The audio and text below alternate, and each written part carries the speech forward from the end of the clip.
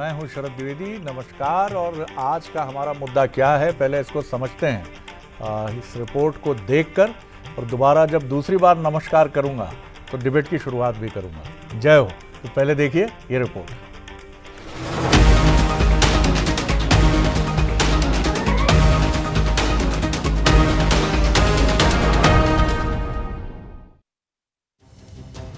मध्य प्रदेश के मुख्यमंत्री मोहन यादव प्रदेश के विकास को लेकर एक विजन के साथ काम कर रहे हैं। प्रदेश में निवेश लाने सीएम लगातार इन्वेस्टर मीट कर रहे हैं। इसी कड़ी में शुक्रवार को सागर में रीजनल इंडस्ट्री कॉन्क्लेव हुई। उम्मीद जताई जा रही है कि सागर रीजनल इंडस्ट्री कॉन्क्लेव से बुंदेलखंड की सूरत बदलेगी। सीएम की कोशिश से बदलेगी बुंदेलखंड की सूरत। रीजनल इंडस्ट्री कॉन्क्लेव से खुले निवेश के द्वार। सीएम की 20 उद्योगपतियों से हुई 1-to-1 चर्चा। 23,000 करोड़ के निवेश के प्रस्ताव आए। 27,000 से ज्यादा लोगों को मिलेगा रोजगार। बुंदेलखंड में बंसल ग्रुप करेगा 1350 करोड़ का निवेश। सीएम ने रीजनल इंडस्ट्री कॉन्क्लेव के बाद इसमें हुए निवेश और बाकी मसलों पर जानकारी दी। मध्य प्रदेश तो सर्वाधिक अनुकूलता वाला प्रदेश है। ऐसे में इंडस्ट्री सेक्टर में लगातार प्रोत्साहन देते हुए, जैसे एग्रीकल्चर सेक्टर में भी दे रहे हैं, मैं उम्मीद कर रहा हूँ कि ये सारी रीजनल कॉन्क्लेव बहुत सफलता के साथ सागर का आज का जो प्रतिसाद मिला है वो हमारी कल्पना के बाहर है। मेरी अपनी ओर से सागर वासियों को बधाई। कांग्रेस सागर में हुई रीजनल इंडस्ट्री कॉन्क्लेव को लेकर सवाल खड़े कर रही है। अभी इस एनक्लेव के माध्यम से उम्मीदें जगाई गई हैं, तो हम देखते हैं सरकार को इसमें टाइम फ्रेम घोषित करना चाहिए कि कितने समय में वहाँ पर उद्योग लग जाएगा, कौन सा उद्योग लगेगा, उसके लिए जगह कौन सी चिन्हित की है। हमें लगता है कि इस एनक्लेव के पहले सरकार को जो एक बेस वर्क करना चाहिए प्राइमरी, वो बेस वर्क नहीं किया गया। इसीलिए वहाँ पर जो है मुख्यमंत्री कोई विशिष्ट घोषणा करने में झिझकते रहे। बुंदेलखंड के विकास यज्ञ में बंसल ग्रुप भी अपनी आहुति दे रहा है, जिसकी जानकारी ग्रुप के एमडी सुनील बंसल ने रीजनल इंडस्ट्री कॉन्क्लेव में दी। बंसल ग्रुप भी इस इन्वेस्टमेंट समिट में हम लोग 4 सुपर स्पेशलिटी हॉस्पिटल, एक 5 स्टार होटल, 100 मेगावाट का सोलर प्लांट लगाने के लिए पूरा 1350 करोड़ का इन्वेस्टमेंट करने की घोषणा आज मुख्यमंत्री जी के सामने बंसल ग्रुप कर रहा है। बुंदेलखंड विकास की रफ्तार में पिछड़ा हुआ है। क्षेत्र के विकास को लेकर सीएम मोहन यादव सजग हैं। सरकार की योजनाओं से लेकर निवेश लाने तक हर कोशिश में मोहन सबसे आगे खड़े नजर आते हैं। तभी तो भरोसा जागता है कि मोहन की कोशिश से बदलेगी बुंदेलखंड की सूरत। नमस्कार, शरद द्विवेदी एक बार फिर, और आज का हमारा मुद्दा है मोहन बदलेंगे बुंदेलखंड की सूरत। दुष्यंत जी कभी कह गए थे कि हो गई है पीर पर्वत सी पिघलनी चाहिए, इस हिमालय से कोई गंगा निकलनी चाहिए। मेरे सीने में न सही तो तेरे सीने में सही, हो कहीं भी आग लेकिन आग जलनी चाहिए।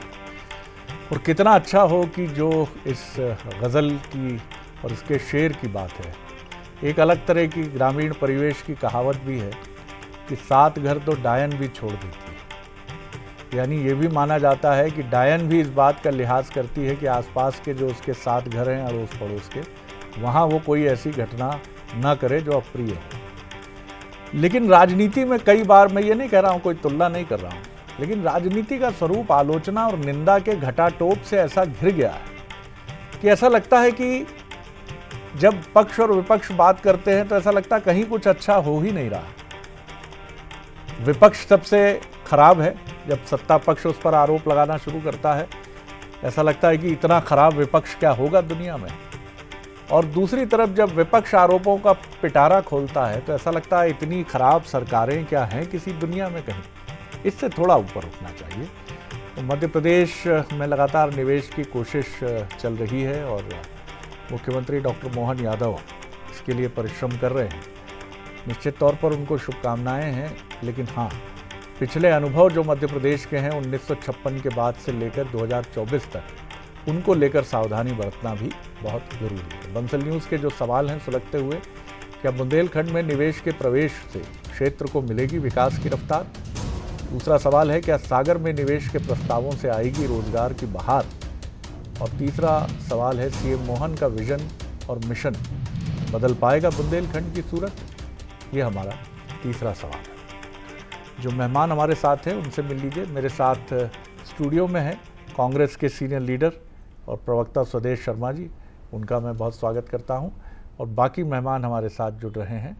ये छोटी छोटी जो 2 खिड़कियां खुल गई हैं आपकी विंडो पर, इन्हें हम विंडो कहते हैं, खिड़कियां कहते हैं। तो इन खिड़कियों में ये जो 2 चेहरे कैद हैं, ये नहीं बोलूँगा, 2 चेहरे जो नज़र आ रहे हैं, ये चेहरे हैं डॉक्टर दुर्गेश केशवानी, प्रवक्ता हैं बीजेपी के, और साथ ही हैं मनोज सैनी, हमारे एग्जीक्यूटिव एडिटर पॉलिटिकल अफेयर्स, जिन्होंने इस पूरे इवेंट को, अगर हम बात करें शुक्रवार को, तो सागर में कवर किया और मुख्यमंत्री डॉक्टर मोहन यादव से भी बात की।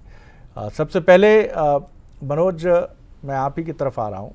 किस तरह का माहौल आपने देखा और हकीकत जो ज़मीन पर नज़र आती है और जो कई बार ये भी कहा जाता है कि दिखाई जाती है, उसमें बड़ा अंतर होता है।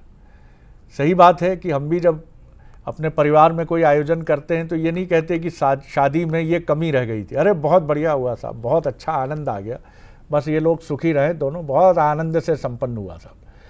निश्चित तौर पर यहाँ भी सरकारें भी कोई आयोजन करेंगी तो उसकी कमी पर नहीं बात करेंगी, लेकिन फिर भी आपने क्या फील किया? क्योंकि इसके पहले भी इन्वेस्टर्स मीट आप बीते 2 दशकों में देखते रहे हैं मध्य प्रदेश में, कितनी आगे, कितनी चुनौतियां या किस तरह का माहौल? जी देखिए सरज जी, लगातार इन्वेस्टर समिट कवर करते रहे हैं। पहले जो इन्वेस्टर समिट होती थी वो इंदौर में होती थी। स्वाभाविक रूप से इंदौर एक अलग तरह का शहर है जहां तमाम तरह की सुविधाएं मिल जाती है, लेकिन वर्तमान के मुख्यमंत्री डॉक्टर मोहन यादव ने इंदौर से बाहर निकलकर एक मैसेज देने का प्रयास किया कि इंदौर ही सब कुछ नहीं है, क्योंकि इंदौर अकेले के विकास हो जाने से बाकी विकास थम जाएंगे। तो उसी तरफ बढ़े रीजनल कॉन्क्लेव के जरिए। ये मेरा चौथा रीजनल कॉन्क्लेव था जिसको मैं कवर कर रहा हूँ। अलग इसलिए कहा जा सकता है कि जब रीजनल कॉन्क्लेव की तरफ बढ़ते हैं तो जैसे ग्वालियर का जो रीजनल कॉन्क्लेव हुआ तो उसमें जो इन्वेस्ट आया था वही अफसर आज मौजूद थे। तो एक जो बीते 1 महीने में आपने ग्वालियर में क्या किया है उसका भी एक चिट्ठा सामने आ जाता सरकार की। तो ये एक बहुत अच्छा इसे मैं कहूँगा कि सरकार जिस तरह से कदम बढ़ाई है तो इसके पॉजिटिव परिणाम तो दिखाई देंगे। अब वो कितने प्रतिशत होंगे, क्योंकि पहले इन्वेस्टर समिट जो होती रही तो उसको लेकर सवाल भी उठते रहे, पर अलग इस मायने में है कि यदि आप पिछली इन्वेस्टर समिट हो रही है या रीजनल कॉन्क्लेव ग्वालियर में हुआ है तो वो कितना इन्वेस्ट हुआ, क्या जिन इन्वेस्टर को हम लेकर आए थे वो जमीन पर दिखाई दे रहे हैं। तो ये तैयारियां इस बार की जो है वो जमीन की तैयारियां हैं। अब ये बात सच है कि लोग अलग अलग नजरिए से देखते हैं, विपक्ष अपने तरीके से देखेगा, जब लोगों से बात करेंगे तो अपने तरीके से देखेंगे, लेकिन बुंदेलखंड मनोज, एक कहावत है हम सब ने सुनी है कि बगल में छोरा गांव में ढिंडोरा। निवेश के लिए आप अंबानी जी और अडानी जी की तरफ रुख करेंगे तो समय लगेगा, आप टाटा की तरफ जाएंगे, बिरला की तरफ जाएंगे, टीसीएस की तरफ जाएंगे, इन्फोसिस की तरफ जाएंगे, उनके वो स्टार्स हैं, उनके मैं नखरे नहीं कहूँगा लेकिन उनकी रिक्वायरमेंट्स अलग हैं। तो बेहतर जो मोहन जी ने अब पहल की है कि मध्य प्रदेश के रीजनल इंडस्ट्रियलिस्ट जो हैं इनके साथ एक विकास की बात की जाए, क्योंकि ये आपके अपने हैं, ये कहीं बाहर से नहीं आए हैं। और आप अगर इनको फैसिलिटी देंगे, क्योंकि कई बार एक तहसीलदार, कई बार एक आरटीआई, कई बार एक मंजूरी इन बिजनेसमैन को बहुत मुश्किल में डालती है, और दूसरी तरफ बाहर से आए बड़े सितारे को, अमिताभ बच्चन टाइप उद्योगपति को लाल कालीन बिछा रहता है, मंत्रालय में अधिकारियों की टीम इंतजार करती रहती है, मुख्यमंत्री भी मिलते हैं। जी बिल्कुल, मैं वही कह रहा हूं सरज जी। तो रीजनल कॉन्क्लेव के जरिए यही तस्वीर बदली है और इस तस्वीर के बदलने से तकदीर भी बदलेगी लोगों की। यदि आप स्थानीय लोगों को रोजगार के अवसर दे रहे हैं, बड़े इंडस्ट्री जैसे बंसल समूह करीब 1350 करोड़ को लेकर आ रहा है, या निवाड़ी में जो जगदीश अग्रवाल है वो करीब 3200 करोड़ लेकर आ रहे हैं, वो कटनी के हैं, तो ये चीज़ एक बहुत अलग तरह की चीज़ है। और जो आप कहावत कह रहे थे बिल्कुल वो सटीक बैठती है। जब अपने ही लोग होंगे तो वो अपने लोगों को रोजगार देंगे। हमने कई बार देखा बड़ी बड़ी कंपनियां, बड़ी बड़ी इंडस्ट्री आती है तो उसमें मध्य प्रदेश के लोगों को कितना प्रतिशत रोजगार मिलता है, ये महत्वपूर्ण बात हो जाती है। तो मुझे लगता है एक अच्छा सरकार का कदम है और इस सरकार में कुछ चीज़ें जरूर है जो अफसरों पर अधिकांशतः ये बात आती है, क्या वो जो कह रहे हैं मंच से वो जमीन पर दिखाई देगा, ये कई जगह चिंता डालती। क्योंकि आज भी कुछ जो इंडस्ट्रियलिस्ट यहाँ पहुंचे थे तो उनके मन में इस बात का भाव था लेकिन मुख्यमंत्री खुद एक्शन में है, खुद समझ रहे हैं चीजों को, तो मुझे लगता है आगे चलकर ठीक हो जाएगी, लेकिन ये भाव कहीं नजर आता है। बिल्कुल आपने सही कहा, लेकिन ये एक बहुत अहम चीज़ है कि जो रीजनल ये कॉन्क्लेव्स हो रहे हैं, इनमें आप एक तो वहाँ की प्रॉब्लम्स को समझ रहे हैं और वहाँ की ताकत से भी रूबरू हो रहे हैं। और यही वजह है कि सागर में बीड़ी उद्योग की अगर हम बात करें या स्थानीय माहौल में ढलने वाले कौन से उद्योग हो सकते हैं, क्योंकि ये आप बाहर से आने वाले उद्योगपतियों से ये अपेक्षा नहीं कर सकते हैं। स्वदेश जी, आप किस तरह देखते हैं? एक अच्छी पहल तो है कि मध्य प्रदेश के जो उद्योगपति हैं उनकी तरफ सरकार रुख कर रही है, उनकी तरफ जा रही है, स्थानीय क्षेत्रों की तरफ बढ़ रही है। जी देखिए साहब, सबसे बड़ी बात तो ये है कि जब इन्वेस्ट आता है तो इन्वेस्ट के लिए फैसिलिटी की ज़रूरत पड़ती है उद्योगपतियों को। सब आगे बढ़कर के बंसल न्यूज़ के एमडी सुनील बंसल साहब को मैं सुन रहा था, उनकी घोषणा, तो उनकी घोषणा का मैं स्वागत करता हूँ। वो पूरे मन से, हृदय से आए हैं और सागर के लोगों की तरफ से उनका आभार व्यक्त भी करते हैं। लेकिन सरकार क्या उनको फैसिलिटी देगी, इस पर सवाल इसलिए खड़ा होता है कि मैं भिंड ज़िले से आता हूँ और भिंड ज़िले में मैं समझता हूँ मध्य प्रदेश का बहुत बड़ा एक मालनपुर इंडस्ट्रियल एरिया है, जिसमें 230 बड़ी बड़ी कंसर्न संचालित की थी कांग्रेस के समय पर, और आज 223 में से 23 भी संचालित नहीं रह पा रही क्योंकि उनकी सुविधाएं उनसे वापस ले ली और माफियाओं ने उनको तंग कर रखा है। छोड़ छाड़ के लोग चले गए हैं, ज़मीनें नहीं है, कहीं लाइट नहीं है तो कहीं बिल ज़्यादा है, कहीं पानी की व्यवस्था नहीं है, कुल मिला के वो परेशान हो गए, उनको सुविधाएँ नहीं मिली। तो ये इसके लिए बहुत बड़ा हृदय की ज़रूरत है। और सागर की बात करें तो सागर में बीड़ी उद्योग, जैसे आपने जिक्र किया, बीड़ी उद्योग के लिए पूर्व मुख्यमंत्री शिवराज सिंह जी चौहान गए थे 2008 में सागर में। उन्होंने एक कॉन्क्लेव किया था और उन्होंने घोषणा की थी कि हम कुटीर उद्योगों को बढ़ाएंगे। और कुटीर उद्योग की बात करें तो आज कुटीर उद्योग का जो एमडी होता है सागर का, वो पद रिक्त पड़ा हुआ है। कैसे बढ़ेंगे कुटीर उद्योग, सवाल खड़ा है। अब दूसरा सवाल ये इन्होंने कहा था बीड़ी मजदूरों को के लिए हम सहकारी समितियां बनाएंगे, वो बिल्कुल पन्ने से गायब है, बिल्कुल कहीं दिखाई नहीं देती। लेकिन सागर को बीड़ी अकेले से काम नहीं चलेगा, सागर को विकास की ज़रूरत है। जैसे भाजपा की सरकार केंद्र में है, इन्होंने एक बुंदेलखंड डिफेंस कॉरिडोर लेकर आए, जिसमें उन्होंने सिर्फ उत्तर प्रदेश का हिस्सा लिया बुंदेलखंड का, मध्य प्रदेश का हिस्सा नहीं लिया। जबकि केंद्र सरकार के लिए तो कोई भी प्रदेश हो सब उनके लिए समान है। वो बुंदेलखंड का एरिया है तो मध्य प्रदेश का भी ले लेते, बहुत फ़ायदा मिलता। इसी बात को कहने के लिए आज पूर्व मंत्री सुरेंद्र चौधरी माननीय मुख्यमंत्री महोदय से मिलना चाह रहे थे कि इन चीज़ों को जोड़ा जाए इसमें, तो उनको नज़रबंद कर लिया, उनको मिलने ही नहीं दिया, मुख्यमंत्री महोदय थे। तो कुल मिला के आपकी सोच अच्छी होना चाहिए। इवेंट करने से, सरकार का पैसा खर्च करने से हम नहीं समझते कि बंसल जी कितनी भी कोशिश कर लेंगे, लेकिन उनको फैसिलिटी नहीं मिलेगी तो क्या वो 1350 करोड़ के जो इन्वेस्टमेंट की उन्होंने घोषणा की है, क्या कर पाएंगे? क्या वहाँ के लोगों को रोजगार मिल पाएगा? मैं ये समझता हूँ सरकार को इस बात पर चिंतन करना चाहिए, मनन करना चाहिए और लागू भी करना चाहिए ताकि उन्हें सुविधाएँ मिल सकें। लेकिन स्वदेश जी, मैं आपकी बात से असहमति कतई नहीं जता रहा हूँ, और बल्कि मैं सहमत हूँ आपसे कि मध्य प्रदेश आज तक आकर्षक निवेश का स्थल क्यों नहीं बन पाया। लेकिन क्या इसके लिए सिर्फ बीजेपी जिम्मेदार है? इसके पहले जब आपकी सरकारें रही हैं, क्या उनकी भागीदारी इसमें तय नहीं होनी चाहिए? और क्या भविष्य की जो सरकारें हैं अगर वो उपलब्धि हासिल करेंगी तो ये भी श्रेय उनका होगा, और नहीं कर पाएंगी, ईश्वर ना करे ऐसा हो, तो ये भी दायित्व उनका है। तो मुझे लगता है कि ये जिम्मेदारी मध्य प्रदेश की सरकारों की है, और दो ही सरकारें यहाँ रही हैं, कांग्रेस की और बीजेपी की। इसलिए कहीं एक कलेक्टिव रिस्पॉन्सिबिलिटी है। और अभी भी पलड़ा 1956 से लेकर 1993 से लेकर 2003 और उसके बाद 2018 में 15 महीने, यानी अभी भी आप करीब करीब 30 साल से ज़्यादा का वक्फा आपके नाम है। तो जिम्मेदारी आपकी भी है, और बहुत सारी इन्वेस्टर्स मीट हमने भी देखी हैं जो आपके समय हुई है। दुर्गेश केशवानी जी, आपकी टिप्पणी। देखिए शरद जी, आज हम सागर की बात कर रहे हैं, सागर रीजनल कॉन्क्लेव की बात कर रहे हैं, और दिग्विजय सिंह के समय वो सागर हुआ करता था जो भोपाल से हम चलते थे। सर, क्यों आलोचना में आप उलझ रहे हैं? अपनी तो आप तो विकास की बात करिए, आगे बढ़िए। विपक्ष का तो धर्म है, ये उसका अधिकार है। आप कहां उनकी तरफ चल रहे हैं कि पीछे क्या हुआ? अब 18-19 साल से तो आप ही की सरकार है। और वीडी शर्मा जी का जब हमने अभी बंसल न्यूज ने इंटरव्यू किया था, उन्होंने कहा आपने सही कह रहे हैं। मैंने कहा कब तक दिग्विजय सिंह जी को याद करेंगे? तो उन्होंने कहा बिल्कुल, अब तो हम अपनी पिछली सरकारों से तुलना करेंगे। जी बिल्कुल, मैं याद नहीं करना चाहता हूं, पर आपने उस चीज को छूते हुए आप भी निकले, मैं भी उस चीज को छूते हुए ही निकलना चाह रहा था। तो उस समय पे सागर जाने के लिए हमें 10 से 12-15 घंटे लगते थे, अब 3 घंटे में हम सागर पहुंच जाते हैं। बिल्कुल अगर सही। सुबह की चाय हमने भोपाल से पी तो दिन का जो सुबह का नाश्ता होता है हम सागर में करते हैं। आज की सबसे पहले मैं आलोचना है और उसमें बिल्कुल जाना नहीं चाहूंगा, क्योंकि आज बहुत पॉजिटिव भरा दिन रहा है। आज मध्य प्रदेश के इंडस्ट्रियल, चाहे सागर ग्रुप हो, बंसल ग्रुप हो, अन्य ग्रुप हो, कोई भी, वो सब लोगों ने वहां पे उसमें शिरकत करने का काम किया। 3500 इस कॉन्क्लेव में 3500 प्रतिभागी आए, 6 देशों के अंतरराष्ट्रीय प्रतिनिधि आए, 10 राज्यों के इन्वेस्टर्स आए, 150 से ज्यादा विशेष अतिथि उसमें थे और 23,181 करोड़ के निवेश का वहां पे काम होना जो बताया गया है। और जो माननीय मुख्यमंत्री जी ने केन बेतवा परियोजना की बात की, ये इसलिए भी हम दिग्विजय सिंह को याद करते हैं कि उनके समय जो सिंचाई का रकबा होता था 4.5 लाख हेक्टेयर होता था और अकेले सागर में 2.5 लाख हेक्टेयर सिंचाई का रकबा बढ़ने जा रहा है। और जो रोजगार इससे सृजन होगा, जो आपने रोजगारों को लेकर चिंता की, 27,375 रोजगार की बात हो रही है।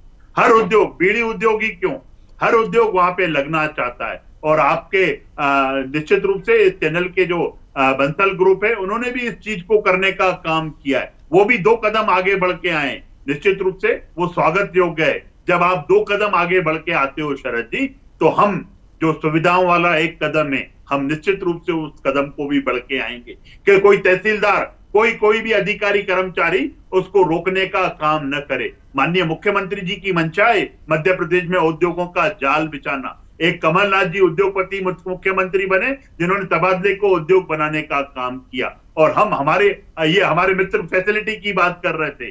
अरे उस समय न तो इंफ्रास्ट्रक्चर था, न रोड था, दस्यु समस्या थी, अनेकों समस्याओं से मध्य प्रदेश घिरा हुआ था। उन चीज को हमने एक पॉजिटिव वे में आगे बढ़कर काम किया। हमने रोड नेटवर्क देने का काम किया, हमने दस्यु मुक्त मध्य प्रदेश करने का काम किया, आतंक को खत्म करने का काम किया, एक पॉजिटिव एटमॉस्फेयर बिल्ड करने का काम किया शरद जी। और यही कारण है कि आज इन्वेस्टर्स मध्य प्रदेश में निवेश करना चाहते हैं, रोजगार देना चाहते हैं, बड़े बड़े उद्योग लगना चाहते हैं मध्य प्रदेश में। उस उद्योगों को, उस विकास को आप आरोपों और आलोचनाओं की उससे करने का काम न करें। हम एक अच्छी मंशा के साथ, मुख्यमंत्री माननीय मोहन यादव जी के साथ, हम मध्य प्रदेश को देश के टॉप 3 राज्यों में बनाने का काम करना चाहते हैं। माननीय मोदी जी के मंशा के अनुरूप मध्य प्रदेश जी बहुत अच्छी बात है, बहुत अच्छी बात है दुर्गेश जी। मुझे बहुत अच्छा लगा कि आपने रचनात्मक सुझावों का उल्लेख किया और आपने पीछे मुड़ के देखने की कोशिश नहीं की। जिन पगडंडियों से कड़वाहट और आरोपों की गंध कहूँ या दुर्गंध कहूँ, ये मैं देखने वालों पर छोड़ता हूँ, आती है। मनोज, चीन से हम बहुत मुतासिर हैं ऐसा मैं नहीं कहूँगा, प्रभावित हैं ऐसा नहीं कहूँगा, लेकिन हाँ, जिस तरह से उसने अपने को खड़ा करके आज अमेरिका और रशिया को, रूस को पीछे छोड़ दिया है, वहाँ की प्रणाली अलग है। 14 घंटे काम करता है अमूमन वहाँ पर श्रमिक तबका जो है, 14 आवर्स।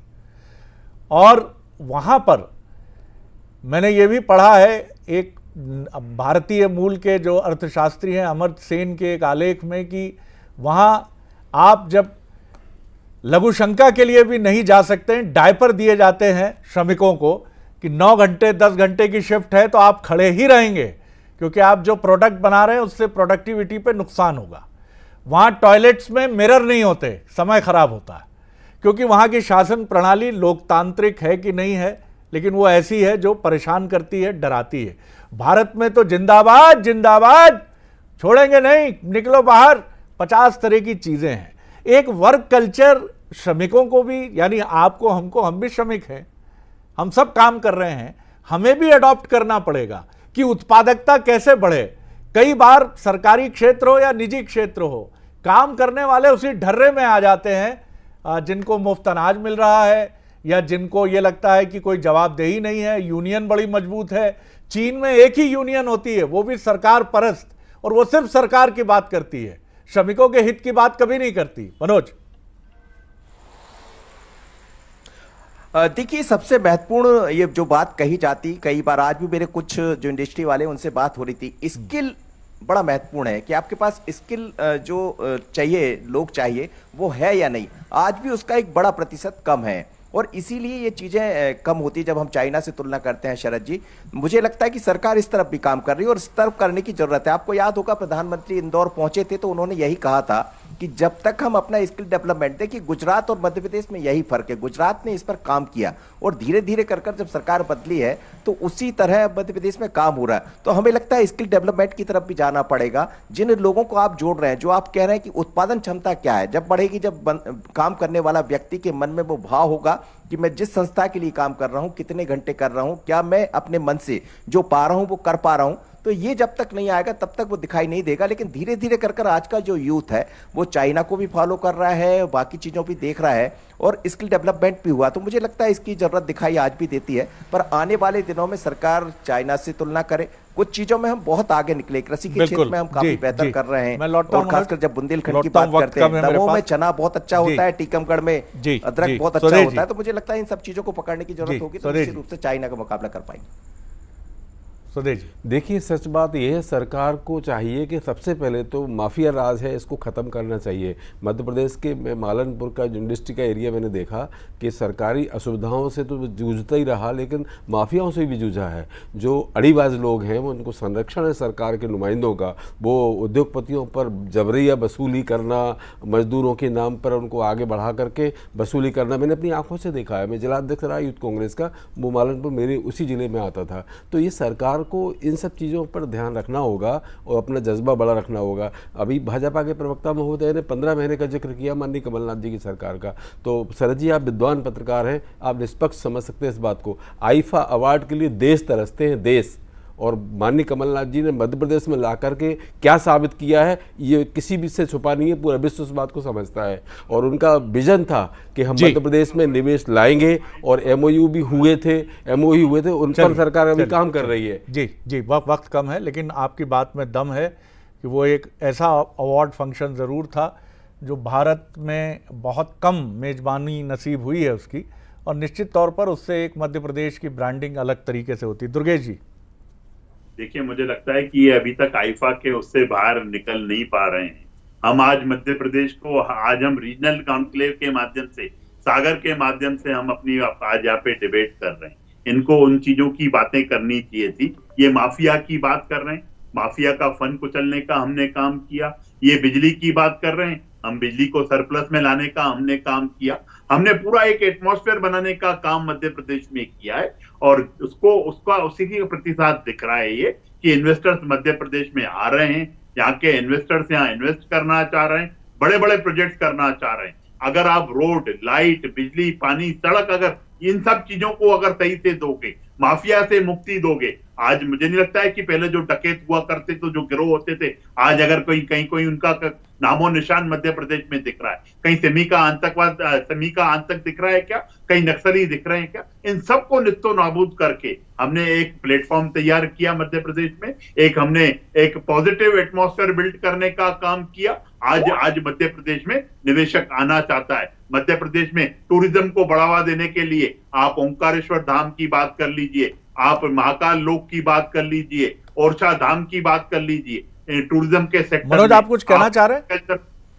जी, एग्रीकल्चर के सेक्टर में, हर सेक्टर में शरद जी हम काम कर रहे हैं। चलिए सुन लेते हैं मनोज को, फिर कंक्लूड करेंगे। जी, ये एक बहुत महत्वपूर्ण बात मैं कह रहा था डॉक्टर मोहन यादव के बारे में। मैं तारीफ नहीं कर रहा हूं, बल्कि आज मैं पहली बार देख रहा था किसी इन्वेस्टर समिट में कि मोहन यादव जी कांग्रेस के लोगों का भी आह्वान कर रहे थे। नितेंद्र पहुंचे हुए थे और जितने विधायक यहाँ, चाहे वो विपक्ष के हो, वो भी शामिल हुए थे और मंच से उनसे आग्रह किया जाना, मुझे लगता है एक अच्छा मैसेज था। देखिए, देश और प्रदेश से बढ़कर कुछ नहीं है और यही वो सबसे महत्वपूर्ण चीज़ है जो किसी भी देश को, आज इजराइल छोटा सा मुल्क है, ना वहाँ पानी की कोई व्यवस्था है और ना वहाँ पर ज़मीन कोई हरियाली से भरी है, लेकिन आज वो दुनिया के सबसे ताकतवर देशों की सूची में शामिल है और उससे भिड़ने से पहले 10 बार सोचते हैं देश। जैसे कभी वियतनाम से भिड़कर अमेरिका पछता रहा था कि ये हमने क्या कर दिया।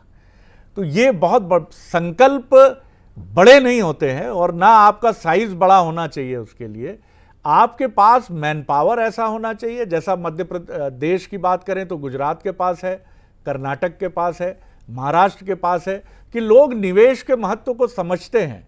अगर हम चाहते हैं कि हमारे बच्चे निठल्ले ना बैठें अपनी मोटरसाइकिल पे, गांव में, कस्बों में उनके हाथ में मोबाइल हो और दिन दिन भर वो सिर्फ मोबाइल लेकर ना बैठे रहें, तो इसके लिए हम सबको कर्मठ और कर्मशील होना होगा।